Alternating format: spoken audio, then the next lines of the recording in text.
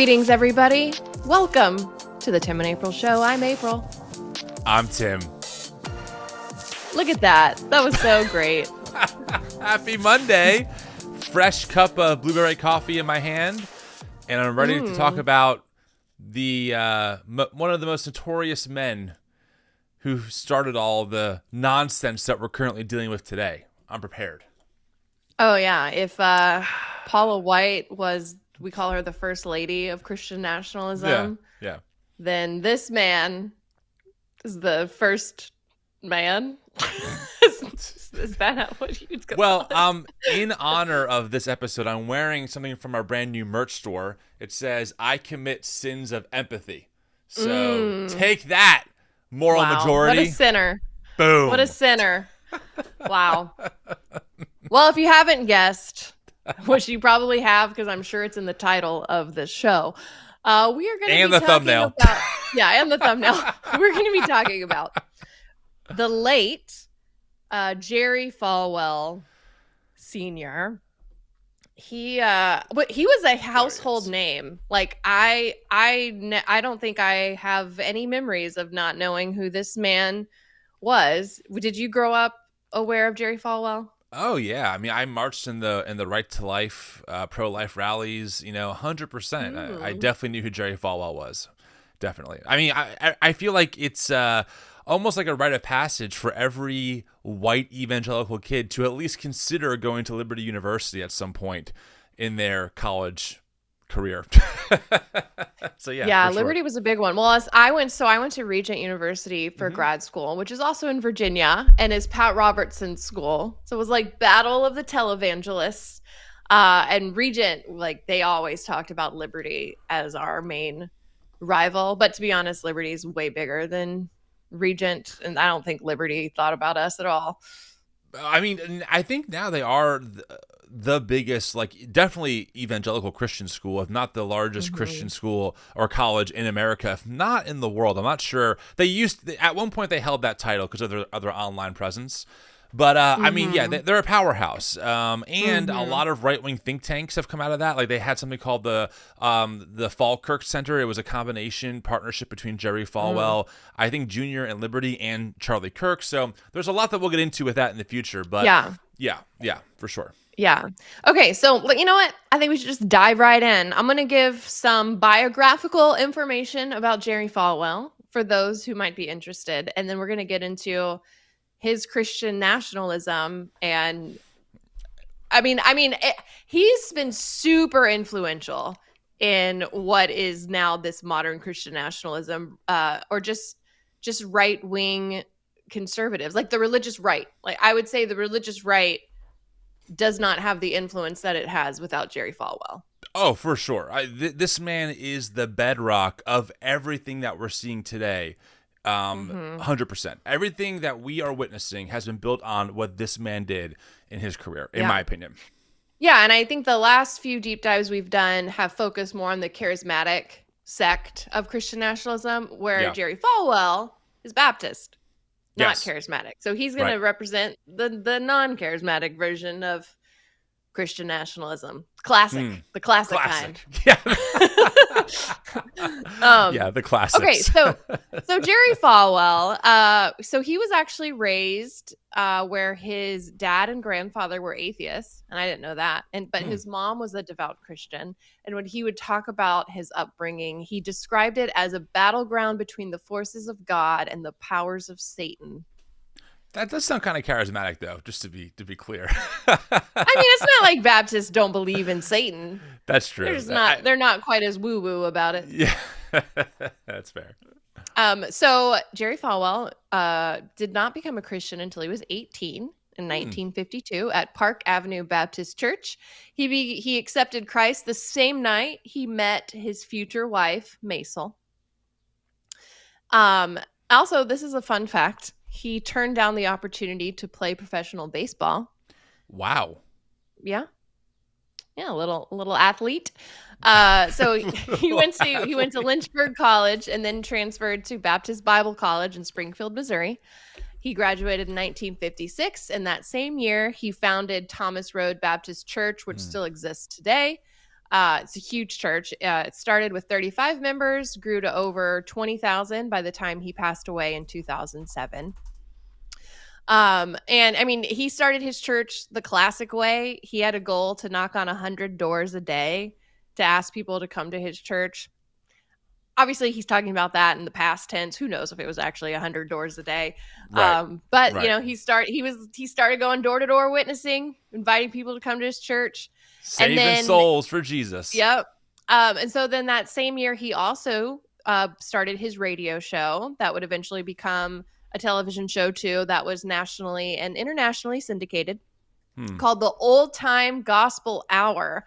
And I think you have a clip I do. from this classic show. I do. So we can see what it looked like. Yeah, it's like a minute long. So here's what it looked like.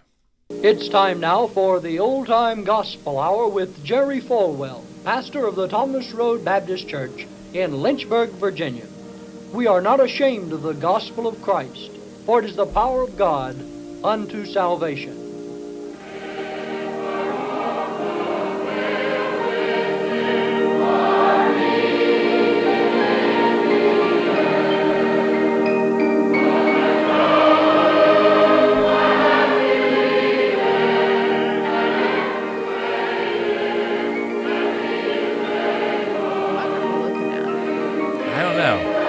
I thought it was a jukebox at first. Good morning, and I welcome you to the morning service at the Thomas Road Baptist Church in Lynchburg, Virginia. I'm Jerry Falwell, pastor here, and it's a real joy every Sunday morning over this station at this time to share with you our morning worship service. Isn't it? There you go. So there you a go. Little clip there. Yeah. I mean, this was pretty revolutionary for the time, though. Jerry Falwell was part of that boom, right, of preachers and evangelists utilizing radio and TV to get the message out, and it was super successful. I mean, this is part of why the church grew the way that it did. Also, this is such a side note, but for some reason, and maybe it's just me, but this text here, the Old Time Gospel Hour, I don't know why, but it reminds me, this is so random, of, in Toy Story 2, like like Woody's extended gang of characters. Yeah. It reminds me of like that. Yeah, it reminds me of that vibe for some reason. I don't know why, but it just has that vibe of like old Western kind of, like God, America, etc. So yeah. Yeah, well, Jesus and John Wayne, great book by Kristen Dumais, does a good job of kind of connecting that kind of ruggish, manly Western saloon style of John Wayne with this Americanized version of Christianity. Yeah, so I mean, that would not surprise me if that was the vibe he was going for. Well, success. Yeah. So he married his wife Maisel in 1958. They were married for 49 years when Jerry passed in 2007. And I will say, wait, as a side note, you said when Jerry passed? Yeah, Jerry Falwell died in 2007. Oh, sorry, I missed that part. Okay, gotcha. Yeah, when he died, they had been married for 49 years, and then she lived a few years later, but she's also now passed. And I do want to say, as a side note, we're gonna play some clips that make. There's just some interesting. Jerry Falwell is not shy of controversy. He's got some controversy. He has said some very offensive things in his career. It was very Christian nationalist. Yeah. Although he would have not, I don't think he ever used that label. He would have said he was just being a good Christian, which is what a lot of them do. But to his credit, and I will give him credit, he founded the Moral Majority, which we'll get to, but he doesn't have any scandals. Like for everything that we know publicly, he was faithful to his wife, and he seemed to actually practice what he preached from whatever his moral standards were. So I will give him that. Not to be confused with his son, Jerry Falwell Jr. Right. Yeah, which that will be part 2. We'll do a whole other video on that guy. I have heard from a few different sources as I was scouring the internet that one thing that he did do, though, was to get around the prohibition of alcohol, is that he would drink an entire bottle of NyQuil at times to make himself feel a certain way. So that I did read in some of the research. So I'm not saying that's like the world's biggest scandal, but as far as I know, I'm with you, April. He, was faithful to his wife and wasn't doing what his son would later be found out to have been doing. which we'll get into for a part 2. But yeah, just yeah. FYI. Well, I haven't heard that about the NyQuil situation. That sounds a little rumory, but maybe. Who knows? Take that with what you will. So they had 3 children, as I just mentioned. They had Jerry Jr., which we're gonna do a part 2 on Jerry Jr. because he also was instrumental in the modern version of Christian nationalism, and especially giving power to Trump. Yep. And then he had a daughter named Jeannie, and another son named Jonathan, who is now pastor of Thomas Road Baptist Church. Yep. And so in 1971, he founded Lynchburg Baptist College, which is now known as Liberty University. And fun fact, my dad went to that school back when it was Lynchburg. Played basketball there. Just a little side note. He's got some stories. And then in, 1971, they started beginning broadcasting services from his church nationally, which is kind of when he really started exploding in growth and people started recognizing the name Jerry Falwell. So I would say in the 70s is when he really starts to take off. And also it's at the same time in history where televangelism in general starts taking off with Pat Robertson and 700 Club. Like there's a lot of other things that praise the Lord. You have Jim Baker. Lots of things are happening. Lots of things are happening at the same time. And then in 1979, he founds the Moral Majority. So now I'm going to get into we're going to backtrack a little and go into the Christian nationalism of Jerry Falwell, which when you think about him now, it's hard to think about him in any way that's not political. Like his whole ministry was very political. But it's interesting, he did not start off that way. In fact, he actually started off preaching against Christians being involved politically. In 1964, he had a sermon called Ministers and Marchers. And for context of history, this is right in the middle of the civil rights movement. And Martin Luther King Jr. is making speeches, fighting for civil rights. And so he's pretty much giving this sermon in response to this movement. Right. And this is a direct quote. So this is from 1964. Jerry Falwell said, "Preachers are not called to be politicians, but soul winners. If as much effort could be put into winning people to Jesus across the land as is being exerted in the present civil rights movement, America would be turned upside down for God." Wow. And honestly, that is something similar that you hear today when it comes it's so interesting when it's okay for Christians to be political and when it's not, because anytime you see Christians speaking out for racial justice or talking about systemic racism, then suddenly it's like, oh no, racism is a heart issue and Christians shouldn't get involved in that because only Jesus can save hearts. It's still stuff you hear today.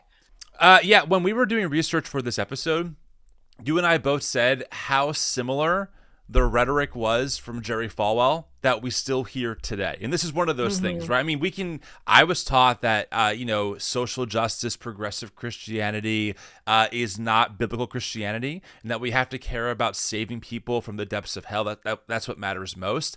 As that same tradition became more and more politically radicalized and now has given us Trump and the entire MAGA movement. So it is interesting, right? Because even here in the 1960s, we can see how the bedrock of Jerry Falwell and this ideology laid a foundation that all of the faith tradition that you and I were a part of was building on and giving us this really weird duality of save souls and don't be political.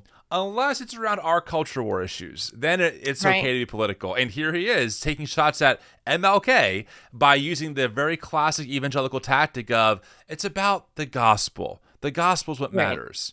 It is uncanny to witness. They Jesus juke you only when it's convenient. Like, but it's not about politics. It's about winning souls. Interesting as when Falwell would give interviews throughout his life and people would ask him like, well, when did you get involved in politics? He would always claim that he changed his mind after the ruling on Roe versus Wade when Right. the Supreme Court legalized abortion. But that's actually not historically accurate because Falwell did not preach his first sermon against abortion until 5 years after the Roe v. Wade ruling. So in 1978 was when he gave his first sermon against abortion. The ruling was in 1973. So, and honestly, we have plans to do a deep dive on abortion. Yeah, for and sure. The evangelical, like how evangelicals changed their position on abortion. Because if you grew up in this world, you just thought we were always vehemently against abortion. Yeah. And to Catholics' credit, they've been consistent on the issue. Yes, they have. But evangelicals were not. No, have not been consistent. But I always believed and was taught that Jerry Falwell, the moral majority, that movement got started because of Roe v. Wade. Like that was the linchpin that started all of this. It wasn't anything else. It was just abortion, which is what led me at age 15 to march down Washington Avenue, wherever it was in D.C., with my abortion is homicide T-shirt, loud and proud. So, yeah. So, what was the actual issue that got him into politics was on the Brown v. Board of Education, the 1954 decision, and the Civil Rights Act of 1964. So basically, a lot of these people did not like that the government was telling religious Christian white schools that they had to let Black people attend their schools. And they didn't like that the government could enforce that and take away their tax exempt status. And so instead of framing it, though, as a racial issue, Jerry Falwell framed it as a religious freedom issue, as a Christian persecution freedom. The government cannot come in and tell religious institutions what they can and cannot do because that is a violation of religious freedom. Does that sound familiar? Hello. Yeah, I mean, this is key. And in fact, there's a really good book, The Bible Told Them So by J. Russell Hawkins, I cite it often, that goes into the details of how, in particular, Southern evangelicals were the staunchest supporters of segregation.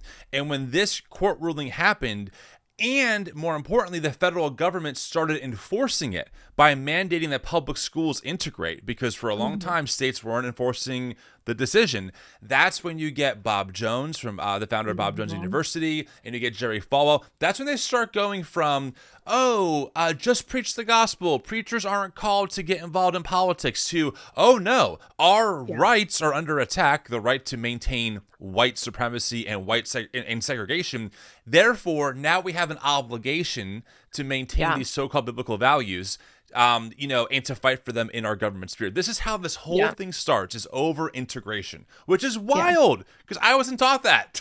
Yeah. Blows my mind. And to connect it to modern Christian nationalism, Jerry Falwell joined forces with Paul Weyrich, who is the co-founder of the Heritage Foundation. And the Heritage Foundation is the group that penned Project 2025.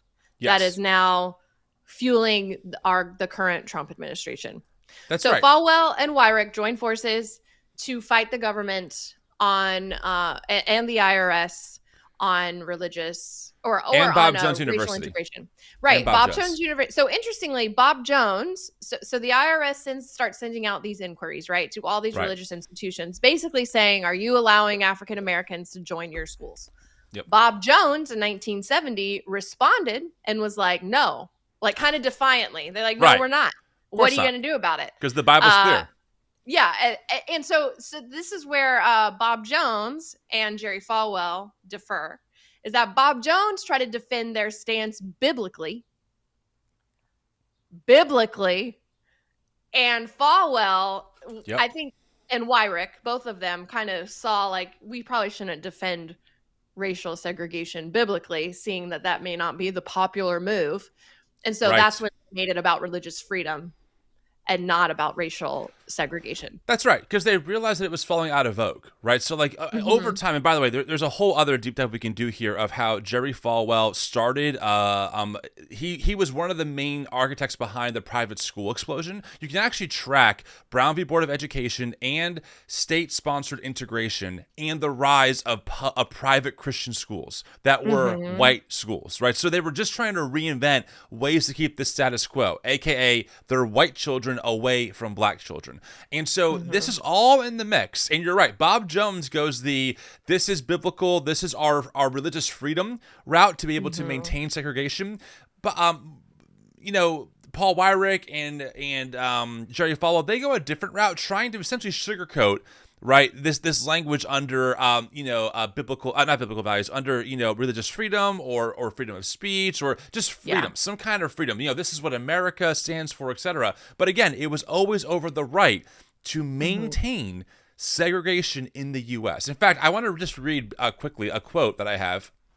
This is from Bob Jones. I pulled this from, from the Nation website. It's called thenation.com. A quote here. Falwell launched on the warpath against civil rights 4 years after the Supreme Court's Brown v. Board of Education decision to desegregate public schools with a sermon titled Segregation or Integration, which, and it says, quote, this is Jerry Falwell talking, if Chief Justice Warren and his associates had known God's word and had desired to do the Lord's will, I am quite confident that the 1954 decision would never have been made. Falwell boomed from his congregation in Lynchburg.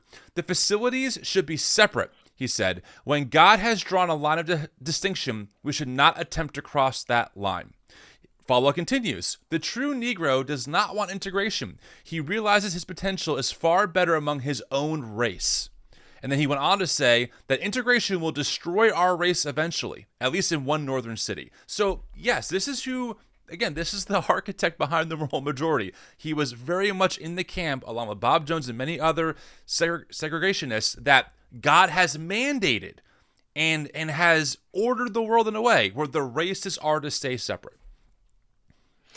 Yeah, but he did not stay in that camp, because he quickly switched to making abortion the main issue and connecting it to modern Christian nationalism. Again, in our episode where we did a deep dive on the 7 Mountain Mandate, you might recognize the name Francis Schaeffer, who was one of the three. So you had Lauren Cunningham and Bill Bright, who had who claimed they got a vision from God with the 7 spheres of influence. Francis Schaeffer was the third person that they ran it by, who also had a similar list, who was also one of the, I guess, original architects of what is now the 7 Mountain Mandate. Francis Schaeffer, during this time, produced a film series called Whatever Happened to the Human Race. And they went on a national tour where they would show the films, and these films were anti-abortion films where they depicted abortion in very graphic terms. So this was kind of the first that we start seeing this really sensationalized view of abortion, and most notably was a scene of plastic baby dolls that were strewn along the shores of the Dead Sea. And so Falwell was very influenced by Francis Schaeffer's war on abortion, and there was also just nationally at the time a little bit of unease with the spike of legal abortions that people were seeing nationwide. And so they, Falwell and others saw an opportunity and were like, great, this is what we can use to rally Christians, because I mean, who doesn't want to save babies? It's kind of the easiest moral thing they can get behind, not to mention Catholics had already been against it too. So it was kind of easier to join forces and to have bigger numbers. So this is when the moral majority comes into play, because in 1979, Paul Weyrich said to Falwell, quote, Jerry, there is in America a moral majority that agrees about the basic issues, but they aren't organized. And so Jerry Falwell, that kind of sparked the idea. And in 1979, he founds the moral majority. And he wrote, this is a quote from Falwell. He said, I was convinced that there was a moral majority out there among these more than 200 million Americans, sufficient in number to turn back the flood tide of moral permissiveness, family breakdown, and general capitulation to evil and to foreign policies such as Marxism, Leninism. Does that sound familiar at all? It's the same tune they've been singing since the 70s and 80s. It's wild to hear. Wow. Yeah. So that's how it gets started, huh? Yeah, and so he established that the moral majority would be pro-life, it'd be pro-traditional family, pro-moral, because other people are not pro-moral. Right, definitely pro-American, and then also pro-Israel. Of course. Yeah. So interesting, though, this is from the New York Times. He did have to apologize in 1999 because at one point he had said that the Antichrist was probably alive and would be in the form of a male Jew. Right. So he had to walk that back because he's pro-Israel. Yeah, of course. And those are the same in this world. Yeah. So one goal for the moral majority, this is another quote, you want to get them saved, baptized, and registered, as in registered to vote. He started doing political rallies, telling followers, if a man stands by this book, holding up the Bible, vote for him. If he doesn't, don't.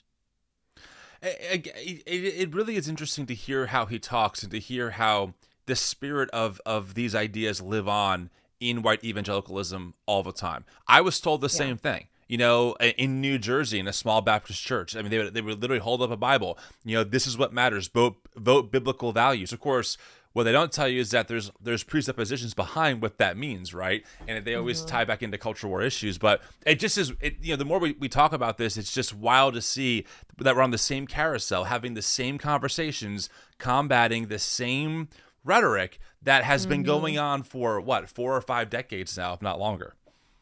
Right. And we already know that when they say biblical values, it's a very cherry-picked idea of which biblical values 100%. they're talking about. Yeah.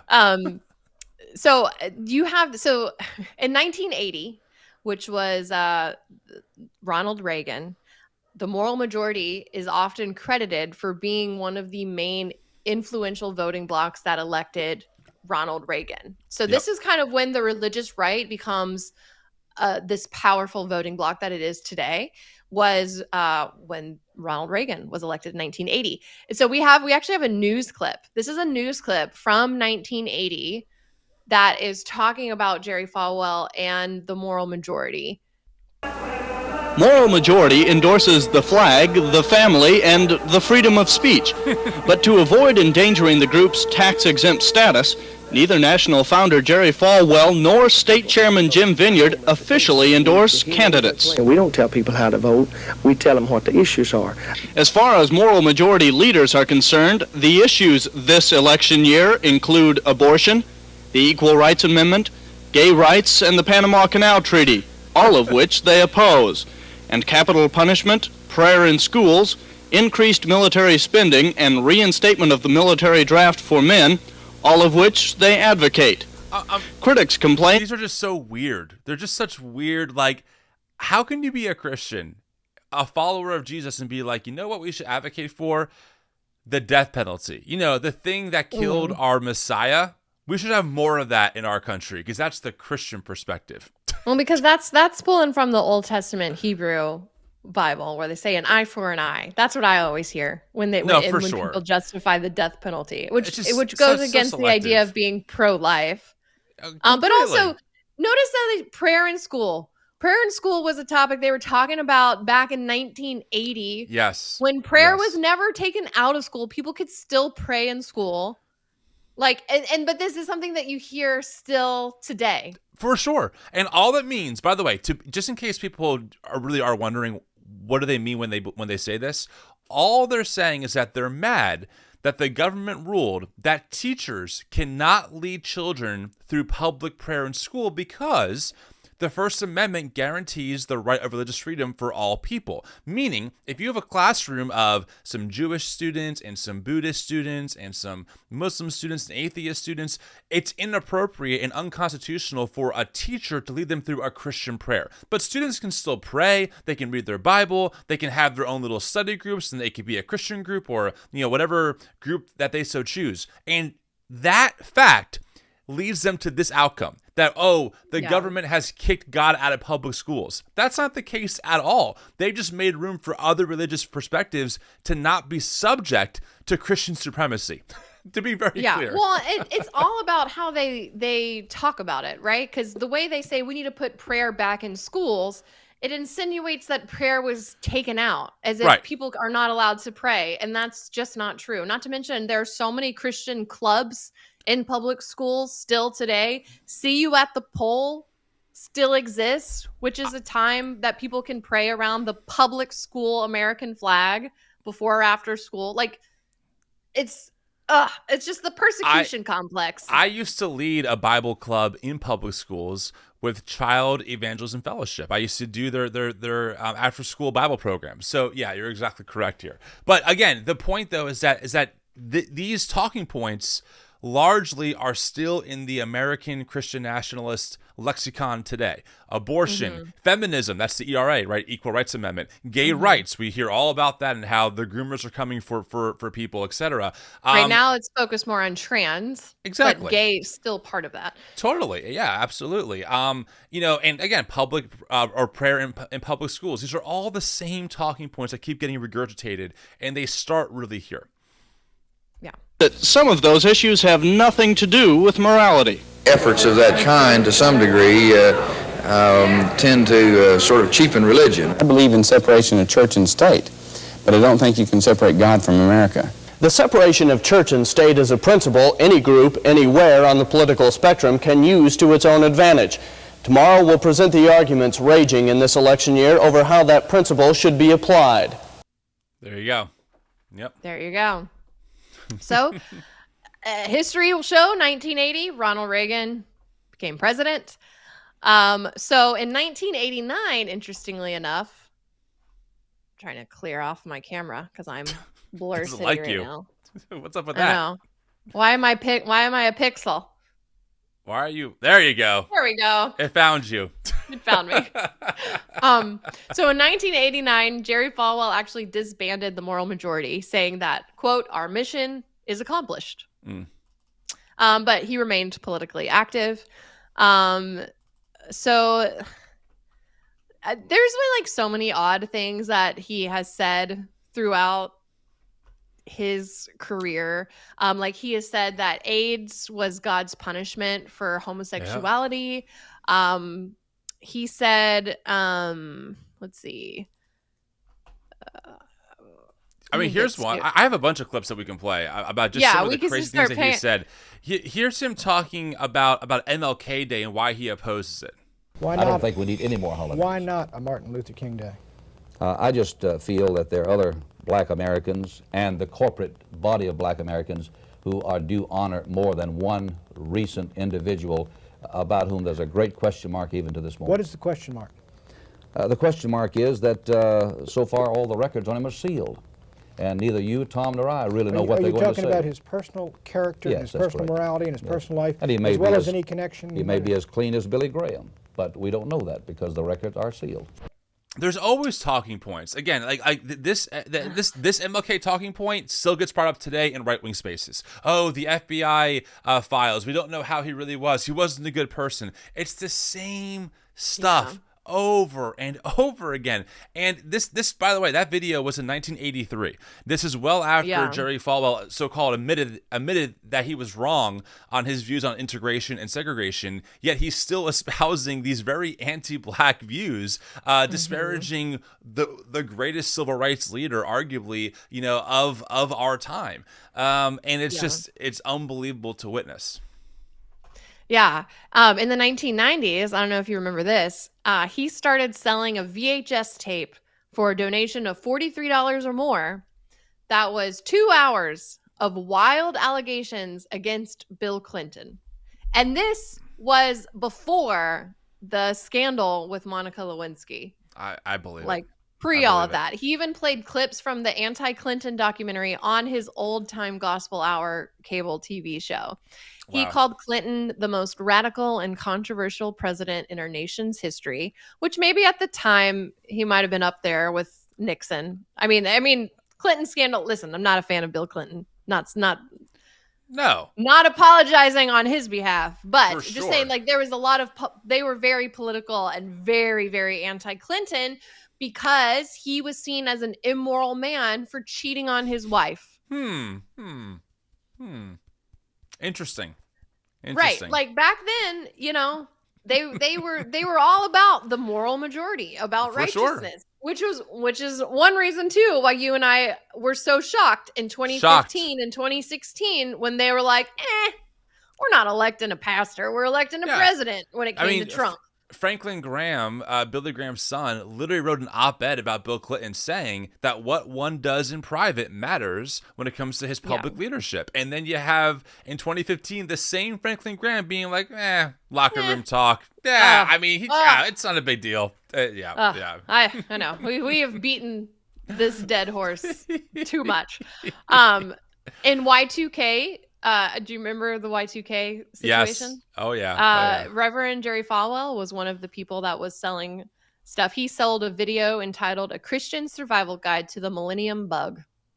Yeah, of course. He also, there's a video, I think you pulled this one, where he talks about the ACLU. Oh, I got that one. This is crazy. Which, by the way, American Civil Liberties Union, okay, they fight for civil rights. They fight for the well-being of all Americans to make sure that all Americans have access to constitutional rights and are free from religious, in this case, Christian supremacy. Yeah. Here's how Jerry Falwell talked about them. The ACLU. And thus we mention an organization that wishes we Christians would go away. I was asked by a very talented reporter in another state 2 weeks ago, a reporter who happened to be Jewish, what do you Christians have against the ACLU? I said, well, you need to understand that we Christians, Bible-believing Christians, think of the ACLU in the same way that you Jews think of the Nazis. Wow. Something to be avoided. Oh, my God. Somebody who's out to get us. Well, what evidence do you have they're out to get you? Well, it was the ACLU who assisted in throwing prayer and Bible reading out of public schools. It was the ACLU that ripped all the Christian heritage out of the textbooks in the public schools in this country. It was the ACLU that has removed all the manger scenes from public places in this nation of ours. It is the ACLU that wants "In God We Trust" off our currency. It is the ACLU that got upset with that Pledge of Allegiance up in Massachusetts. Okay, I just want to say one thing. Even if that was all true, which, by the way, it's really not, but even if it was, it's still not as bad as what the Nazis did to Jewish people. Like, I just want to be really clear about that. You know, like, I don't know, whatsoever. The Holocaust is still way worse, like infinitely worse than what Jerry Falwell said is happening to Christians in America, even if those accusations were true. Wow. I just cannot even imagine saying something like that to a Jewish person. And believing it. Well, you know how you have the Nazis? Well, us Christians have the ACLU. Yeah, you know, the group fighting for equal rights for all Americans, right? Who shouldn't be subject to manger scenes in public schools. It's the same thing. It really is the same thing. It's like, what are you talking about? Do you also, so speaking of the ACLU, do you have that clip where he's talking about 9/11? Oh, do I? I have it archived. I cite it all the time. One. Yeah. All right. Here's his take on 9/11. What we saw on Tuesday, as terrible as it is, pause. Could be minuscule. I need people to know. I need people to know that this is like just a few days after 9/11. Oh yeah. Sorry. Context. Like this just happened. Okay. Like September 11th, 2001, just happened like a few days before he says this. Okay. If in fact God continues to lift the curtain and allow the enemies of America to give us probably what we deserve. Well, Jerry, that's my feeling. I think we've just seen the antechamber to terror. We haven't even begun to see what they can do to the major population. The ACLU's got to take a lot of blame for this. Wow. Yes. And I know I'll hear from them for this, but throwing God successfully with the help of the federal court system, throwing God out of the public square, out of the schools. The abortionists have got to bear some burden for this because God will not be mocked, and when we destroy 40 million little innocent babies, we make God mad. I really believe that the pagans and the abortionists and the feminists and the gays and the lesbians who are actively trying to make that an alternative lifestyle, the ACLU, People for the American Way, all of them who tried to secularize America, I point the finger in their face and say, you helped this happen. Well, I totally concur. Pat Robertson's totally like, yeah, concur. I concur. So that wow. that was an interview on the 700 Club. So the other voice you heard and saw was Pat Robertson. And again, friends, do you hear the echoes of what we're talking about today, right? April and I and many other people, we track Christian nationalism. We've been exposing it for several years now. In fact, April, you and I were talking about how it's been a decade since we started talking publicly about, not being a fan of Trump and seeing some problems. And do you hear the echoes, right? Jerry Falwell blaming the abortionists, quote unquote, the feminists, the gays. It's the same people groups that have been under attack by this group of people for decades. And it's really effective. It scares their base into thinking that these people are the boogeymen who are responsible for the problems in America. In this case, for 9/11. For 9/11. It's God's judgment for having the ACLU in America. Again, the group fighting for civil rights for all Americans, including black Americans, right? For Jerry, they're just so problematic that God has to be judging the nation by destroying the Twin Towers and killing tens of thousands of people. Like, it's just wild. It's wild. And that rhetoric is something I grew up with. The idea that because we have allowed what we would see as immorality to come into our nation, that God would no longer bless our nation, because we were taught this idea of American exceptionalism and that God supernaturally blessed America and our founders and helped us through all of our wars. And so when bad things start to happen to our nation, it's not our fault. And you can't fully blame God, but it's God's judgment because we have allowed sin into our nation. I mean, my dad wrote a book called America Say Jesus, and then that I wrote a song too also. But on the cover of my dad's book, he had a prophetic warning that said, unless America defines her God, which is Jesus Christ, that God would lift the veil of protection on our country and we would experience bloodshed like never before. That was very much in line with what Jerry Falwell is saying there and what Pat Robertson are saying there. And to be fair, they did eventually, they got a lot of backlash for that interview and they apologized. But I feel like they meant that. No, of course they meant it. Yeah. Of course they meant it. And by the way, just to kind of paint the bigger picture, so Doug Wilson, at the same time when this is all happening, Doug Wilson's a different figure that we'll be covering in the future. He said that the greatest tragedy of 9/11 was not the planes flying into the towers, but it was the fact that an ecumenical prayer service was held in Congress, essentially, and that a woman pastor gave the prayer. I have the recording. Like, that's what he said.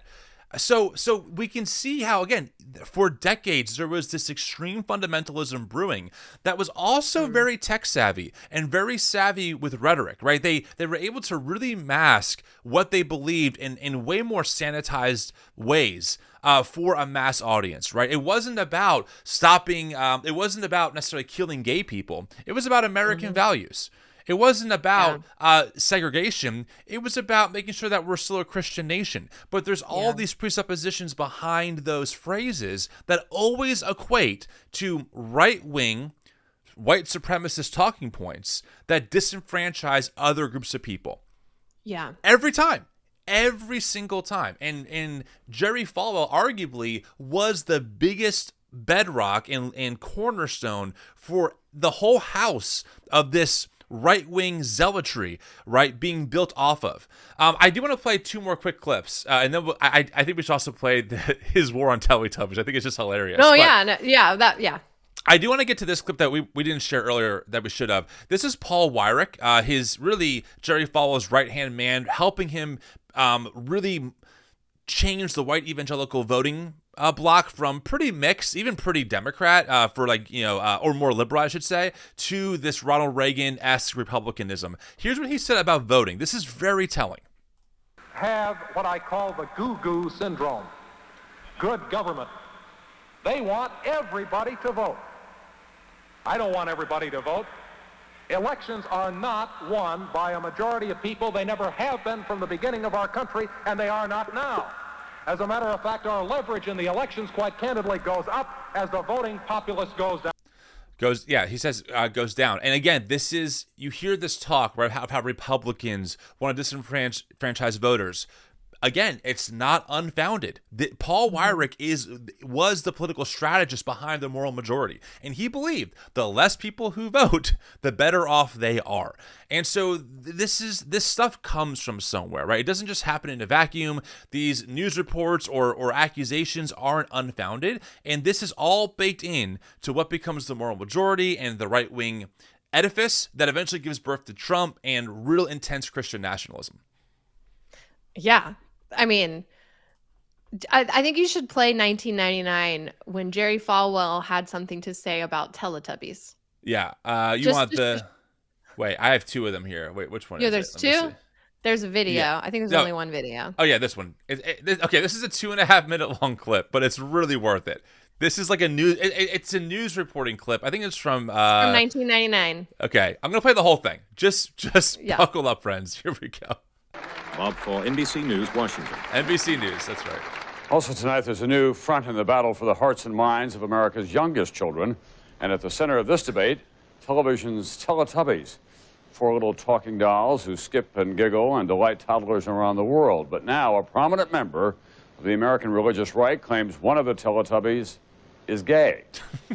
What's going on here? We continue tonight in depth. Here's NBC's Jim Avila. This is how millions of American toddlers begin their day, watching a British import called Teletubbies, cuddly, seemingly harmless, talking dolls with TV screens in their tummies, best-selling videos, and a top-rated morning show on public TV. But now one Teletubby, the little purple figure carrying a handbag, is the target of Jerry Falwell's conservative religious magazine, the doll accused of being gay. Then it was Tinky Winky's turn to wear the skirt. Falwell's National Liberty magazine calls the purple Teletubby, named Tinky Winky, a gay role model, damaging to the moral lives of children. It is being perceived by the gay community out there as something good for them. Falwell says he did not research the issue himself, but his magazine, with 295,000 subscribers, points to what it says is evidence that the creators of the series intend for Tinky Winky to be a gay role model have surfaced. He is purple, the gay pride color, and his antenna is shaped like a triangle, the gay pride symbol. Our interest is in being sure that parents are aware of what their children are watching and are sitting down themselves. The show's producers say none of the 4 Teletubbies has a sexual identity, and the colors were chosen because they're bright. What is all this nonsense about? It's a preschool series for kids that they love, that parents are happy about. So why target Teletubbies? It's the #1 children's show in America, 16 million U.S. viewers seen in 50 countries, and $2 billion in merchandise sold. But a gay role model? It's hard to say I'm offended and to keep a straight face at the same time. And child psychiatrists say even if Falwell's magazine is right and Tinky Winky has a sexual preference, it means nothing. People's identity is formed by biological factors and by their relationships to their parents. Not, say the experts, by a child's relationship with a favorite purple doll. Jim Avila, NBC News, Chicago. But it's in line, right? There's always something in culture that is making the kids gay that you got to fight against. Today, it's Disney. You know how often, especially on X, I see accusations that Disney is trying to groom children? It's the same ingredients. Teletubbies, they're going after Miss Rachel because she says that kids in Gaza deserve to live, and now she's anti-Semitic. These are culture war maniacs. We have to use strong language here. They're maniacs. There was a Christian blogger too last year that went after Bluey, saying that it was feminizing fatherhood because they had a present dad that played with their kids. This always comes from somewhere. This is nothing new. And by the way, we should also just note here, and this is a deeper conversation for a different time. Jerry Falwell and his rhetoric towards the gay community directly impacted the deaths of gay people during the AIDS crisis, because Ronald Reagan did jack shit for the gay community when AIDS was ripping through their community because of this kind of rhetoric that being gay is an abomination, that God's going to judge the country via things like 9/11, that these people are immoral, that AIDS is a punishment sent by God. The Reagan administration did nothing for those people. There are terrible stories of nurses neglecting care for patients just because of their sexual identity. So the rhetoric of Falwell, as much as it's fun to laugh at it and poke jabs at it and say this is ridiculous, had and has real-world consequences because people have suffered under this theology, believing that gay people and other groups who are not white and not straight and not normal, according to them, deserve some kind of punishment for being who they are or deserve less access to the same rights that people like Jerry Falwell get. So this rhetoric does have serious consequences for sure. Yeah, well, and not just that gay people deserve consequences, but it's led, this type of rhetoric is super dangerous because Jerry Falwell is not the only well-known pastor to equate bad things happening to the existence of gay people. You had John Hagee, who blamed Hurricane Katrina on the fact that there was a pride parade in New Orleans. And, this is something that has dire consequences because then not only are you telling Christians and people in your churches that homosexuality is wrong, but you're saying not only is it wrong, but God is now judging all of us collectively because these people exist. And it just leads to more and more hatred of gay people, and also teaches gay people who are in the closet in those churches to hate themselves, and leads to high rates of suicide and violent crimes. And it's very, very dangerous. And it's silly. Like taking a war against a purple Teletubby because it's purple and has a triangle on its head. It's so dumb. It's silly and it's so stupid, but also is erasing the pink triangle was an inverted pink triangle was the symbol that Nazis used to identify who was homosexual in concentration camps. So it's also like that is a very harsh reality that gay people have had to deal with historically speaking. And then it's making it and then when gay people have turned that into something to be proud of this is something that was so hard in our history, but we're going to now use that to reclaim it. And then now you have this man coming in and being like, oh, how dare they? And it's just, we have done Christians have done such a, we have harmed the queer community. I mean, so many communities, but the queer community especially for no reason. Yeah, no, 100%. There's a great book called Heavy Burdens by Bridget Eileen Rivera. Recommend it to everyone. It's a great read, and it talks about this, especially in the 80s, and just how dehumanizing not just the rhetoric, but the actions were of Christians. And unfortunately, it continues on today, right? Right-wing authoritarian Christianity arguably has more power than ever before and is targeting our trans neighbors and our gay neighbors and our lesbian neighbors. There are people who want to overturn Obergefell, which gives gay people the right to marry. These are real things. And also, might I add, on top of these being very serious issues that are hurting people, they're also a huge distraction, right, from average Americans getting affordable wages. Jerry Falwell didn't fight for things like closing the wage gap. In fact, under Reagan and many other presidents like them, the wage gap has exploded. The ultra-rich has gotten much richer, while the middle class and the lower class have only gotten poorer over time. And these people create these tornadoes of chaos around culture war issues that distract from the fact that all of us, if conservative or liberal, still can't get access to affordable health care. We can't get access to livable wages. Housing is super expensive, right? I say this on every single show because it's true. So not only are they distracting us and hurting other groups of people, they're also stopping the human flourishing of what can be all of us. All of us. Yeah. If we could actually tax the rich and fix the issues that we know are broken with society. But we can't because this right-wing MAGA group is hell-bent on these culture war issues and distracting us from solving real problems, right? Trump gets free jets from Qatar. We're talking about that. We're not talking about the fact that the government is literally trying to now collect on default college loans put into action by a predatory loan system between big business and the government, right? We have bigger issues to deal with, but it's distraction after distraction, and it's infuriating. Yeah. So Jerry Falwell, after seeing 9/11 and the purple Teletubby, Yep. And 2004 was like, got to bring it back. So he restarted what he called the Faith and Values Coalition that would later become the Moral Majority Coalition to keep evangelical influence strong in politics. You know, he disbanded it. He said, our job is done. And then saw a purple Teletubbies like, nope, we got to jump back in a few years later. Nope. So I do think he said so many other things. Like he kind of alluded to Hillary Clinton being worse than Lucifer at one point. Totally. Like so many things. He started Liberty University, which became very political, which I'm sure we'll get into more. Our next deep dive, we're going to do Jerry Falwell Jr.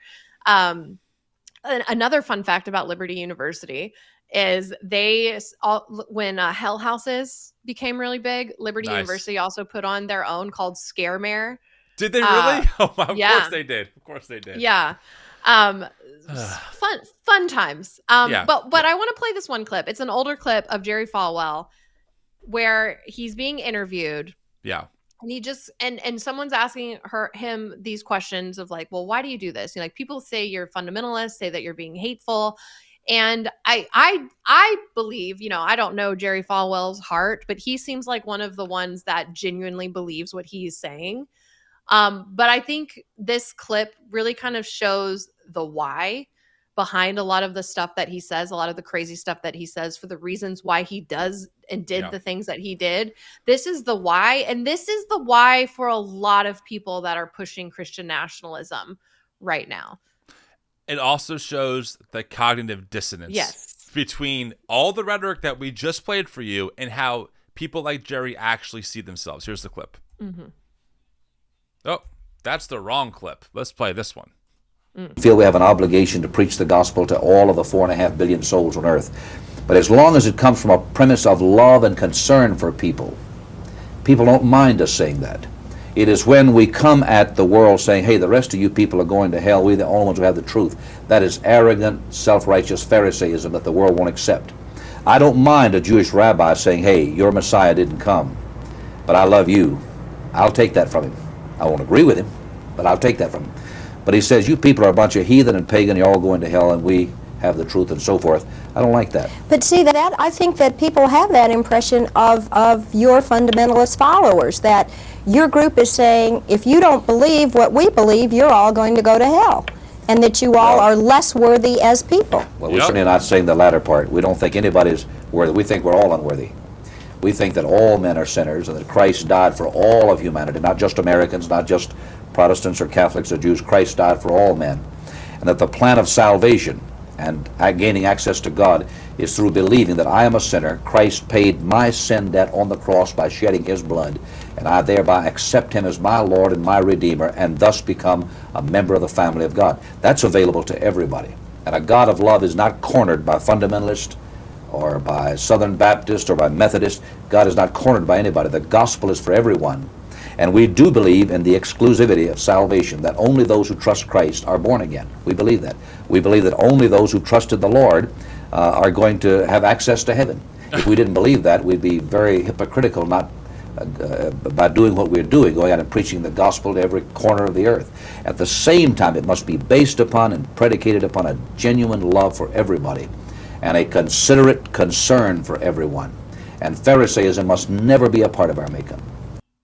Wow. So notice how she says people would say that you are being very exclusive by saying only you all are going to heaven and everyone else is going to hell. And notice he's like, oh, well, no. We wouldn't say we're all unworthy. Yeah, we're all bad people. We all deserve hell. Like, and then he talks a long time to basically say what she said, but in a very sugar-coated way. Like, well, we do believe in the exclusivity of salvation, that you do have to believe like we do in order to go to heaven. But it's rooted in love. We do all of this for love. And I genuinely, like, I was convinced when I believed this way that what I was doing was loving.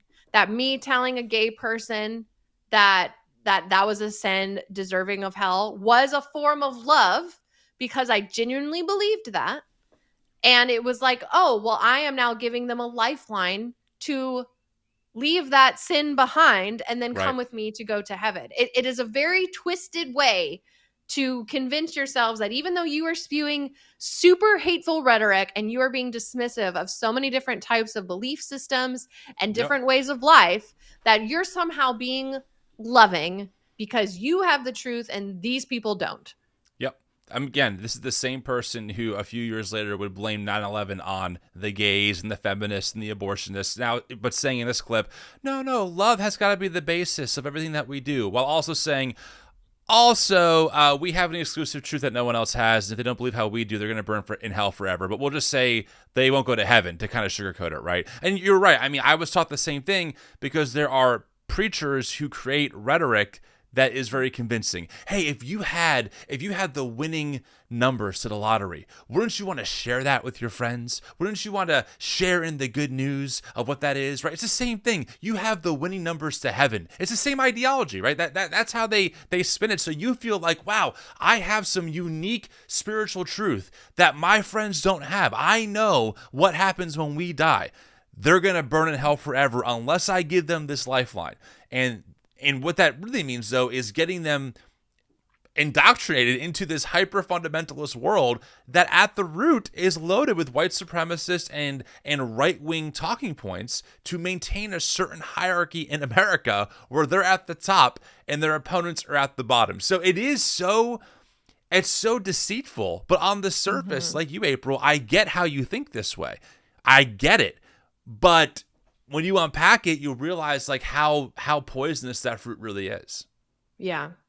You know? Yeah. And I mean, Jerry Falwell, to me, seemed like a true believer in what he was saying. I think he believed it.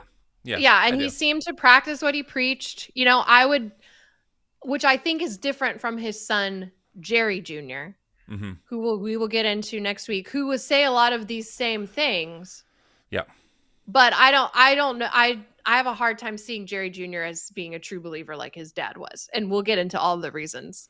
I wonder if, and look, I can't read Jerry Falwell Sr.'s mind, but I do wonder if over time the power becomes so intoxicating that like you just start doing things to maintain power and control, right? We talk about how Christian nationalism is rooted in that, and I just feel like his son just carries on the tradition of what Jerry laid down, right? I think in the very beginning, Jerry had this real conversion. He wanted to save souls. He starts this old-time gospel hour thing. It really blows up. More people are coming to it. Then he sees his way of life, again, rooted in supremacy and in segregation, being challenged. And that somehow convinces him that in order to be a good, faithful Christian, he has to challenge the government and start this whole movement.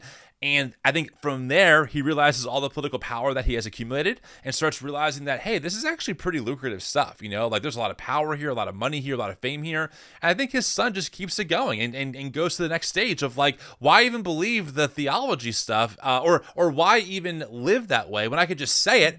And as long as I say the right things, they'll believe me, and I can live this completely different lifestyle and have my cake and eat it too, right? I can fly on private jets, and I can do things with my wife and someone else, which we'll get into next week, you know, that completely defy traditional sexual talking values. About Junior. Yeah, but as long as I say the right things, I'm in. So I do think we're just seeing the evolution of what's been laid for all these years. And by the way, the same thing can be said for Charlie Kirk and this like new generation of MAGA talk show hosts and influencers. They're way more radical than your Rush Limbaughs of the world. But those people in talk radio laid the foundation that Charlie Kirk and many others are picking up on, and they're just following the path down to its logical conclusion, you know, in my opinion. Yeah. Yeah.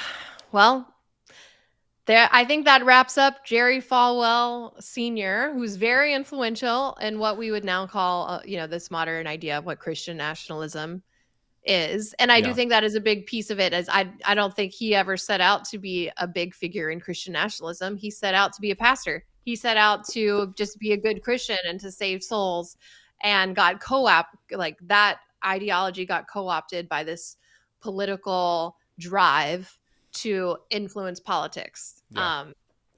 So yeah. But next week we're gonna talk about his son, Jerry Falwell Jr., who has maybe not been as influential in the broader Christian nationalism, but was super influential specifically with Donald Trump. 100%. And gaining Yes. Donald Trump the White House. So if Paul the White was the intro to like the charismatic world, I would argue that that Jerry Falwell Jr. was the intro into the Baptist, more Jerry Falwell Sr. kind of world, because there's a direct connection there for sure, which we'll get into next week. So yay, fun show, April. Good job. Yeah, have a great day, everybody, and we'll catch you next week. See ya.